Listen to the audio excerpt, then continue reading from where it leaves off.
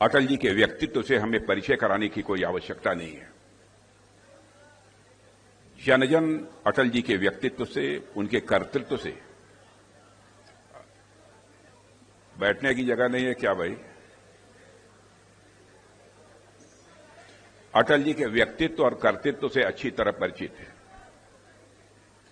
आपने देखा होगा कि कुछ व्यक्ति ऐसे होते हैं जब किसी पद पर बैठे होते हैं तो उसके पद के कारण उनका सम्मान होता है, ओहदे के कारण उनका सम्मान होता है।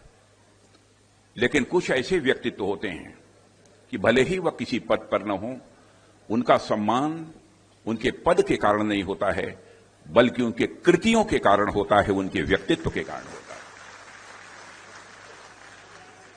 श्रद्धेय अटल बिहारी वाजपेयी जी एक वैसी ही शख्सियत थे जैसे आप सभी यहां पर पढ़े लिखे लोग बैठे हैं।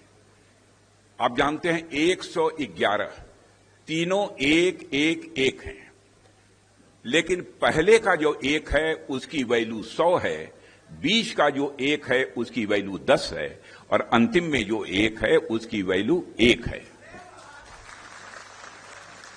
लेकिन कौन कहां पर बैठा है इस कारण उसका मूल्यांकन होता है, लेकिन यह चीज श्रद्धेय अटल बिहारी वाजपेयी जी पर लागू नहीं होती है। एक ऐसा अद्भुत उनका व्यक्तित्व था। आज अटल जी की जयंती की पूर्व संध्या पर हम सब यहां पर एकत्रित हुए हैं। आमतौर पर जब भी महापुरुषों की जयंती मनाई जाती है तो बहुत ही गंभीर होती है और सामान्यतः वो औपचारिक भी होती है। लेकिन जब व्यक्तित्व श्री अटल बिहारी वाजपेयी जी जैसा जीवंत हो और जिंदा दिल हो मेरे बहनों भाइयों, तो उनकी जयंती भी स्वाभाविक रूप से एक अपना अलग स्वरूप ले लेती है।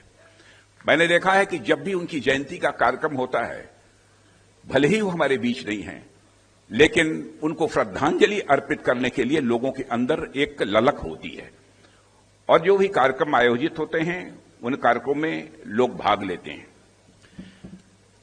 यह खुशी की बात है कि इस आयोजन का माहौल मैं मानता हूं न तो औपचारिक है न ही बहुत बोझिल है, बल्कि अपनत्व और आत्मीयता से यह पूरी तरह से भरा हुआ है।